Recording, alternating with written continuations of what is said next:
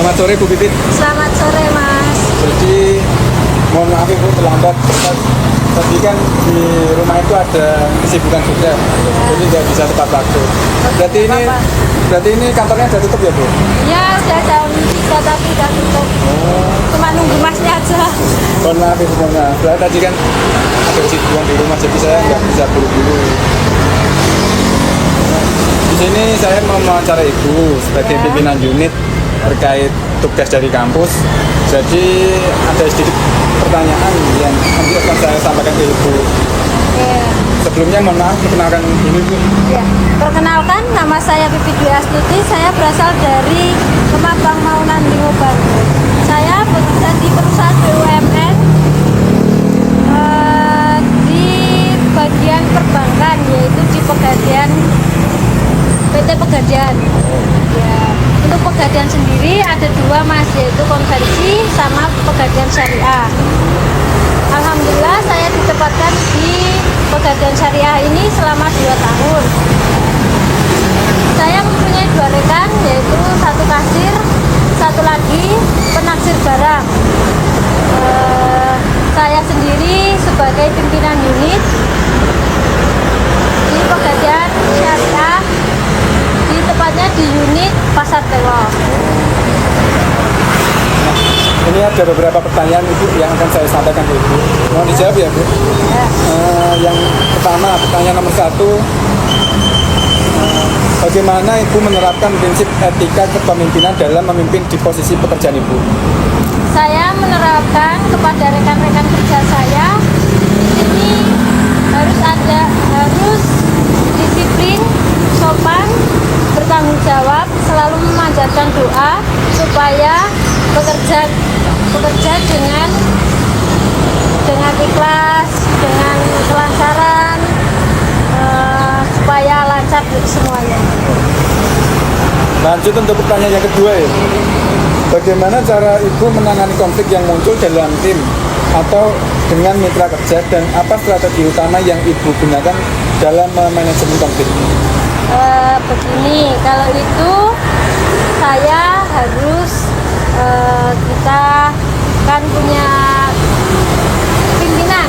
Di atas saya masih ada pimpinan manajer gadai, ada pimpinan cabang. Jadi nanti saya koordinasi dengan tim dan karyawan semuanya bagaimana menyelesaikan masalah ini. Jadi nanti biar berunding bagaimana caranya menyelesaikan masalah itu. Kemudian untuk pertanyaan yang ketiga Ibu, pertanyaan nomor 3, bagaimana proses pengambilan keputusan yang Ibu lakukan dalam menghadapi situasi kritis yang berdampak pada kelangsungan perusahaan?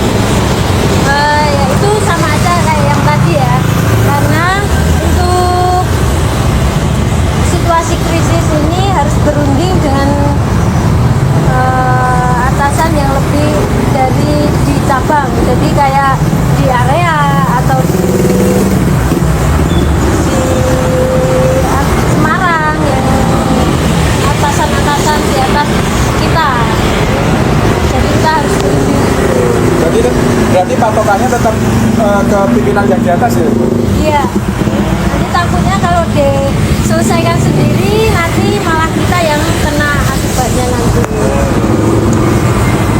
Kemudian pertanyaan selanjutnya, pertanyaan nomor 4 Ibu.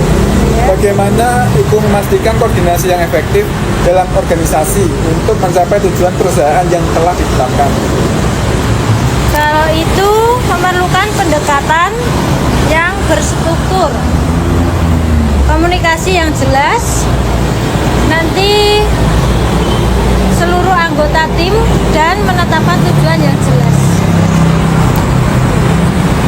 Kemudian lanjut Ibu untuk pertanyaan kelima, apa bentuk laporan pertanggungjawaban yang Ibu gunakan untuk memantau dan melaporkan kinerja organisasi secara berkala? Biasanya dirancang berdasarkan kebutuhan organisasi dan pemangku kepentingan. Seperti itu. Jadi udah ada yang proses ya Bu? Ya, masih ada proses ke seluruh karyawan juga. Kemudian lanjut ke pertanyaan ke-6 Ibu. apa bentuk reward yang Ibu berikan kepada karyawan dan bagaimana reward tersebut membantu meningkatkan motivasi serta produktivitas mereka? Kalau reward itu tergantung nanti pencapaian mereka. Kalau pencapaian misal di outlet kan itu ada KPI, ada juga yang dari area, ada juga yang dari Semarang, Pinwil ya. Itu nanti itu tergantung pencapaiannya apa aja. Kalau misal di outlet itu biasanya kayak jalan-jalan bareng, kayak makan-makan bareng seperti itu. Kemudian lanjut Ibu, pertanyaan ketujuh. Pertanyaan ketujuh, bagaimana cara Ibu menangani kesalahan atau pelanggaran yang terjadi di organisasi dan apa dapat punishment terhadap kinerja tim secara keseluruhan? Oke, kalau di organisasi memerlukan pendekatan yang adil, transparan, dan fokus pada perbaikan. Di Pegadaian juga ada bagian untuk menangani masalah dan pelanggaran. Berarti kayak apa ya? Berarti di internal Pegadaian sendiri pun ada petugas yang untuk Iya, nanti kayak dari area juga ngasih pemasukan, dari Pinwil ngasih pemasukan. Jadi kadang kalau ada masalah itu unitnya didatangi ya, apa masalahnya seperti itu. kalau untuk area atau kanwil itu apa itu Bu? Area atau kanwil itu semacam apa itu? Kalau Pinwil itu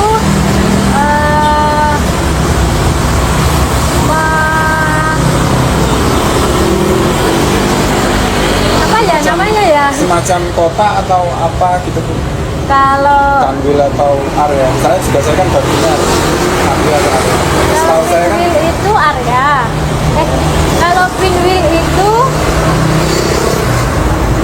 ini Mas, kayak apa ya namanya? Kalau area itu kayak area yang di Yogyakarta itu apa aja. Kalau di Pinwil berarti itu atasnya area. Jadi misal area Oh, berarti Yogyakarta, semacam- area Pekalongan, area gitu. oh, berarti kalau kanwil itu semacam kayak ibu kota provinsi gitu ya Bu? Iya. Oh, iya ya paham. Kemudian pertanyaan nomor 8 Ibu. Bagaimana Ibu menciptakan visi dan misi yang mampu menginspirasi tim untuk bekerja sama mencapai tujuan perusahaan? Itu memerlukan pemahaman mendalam tentang nilai-nilai inti organisasi.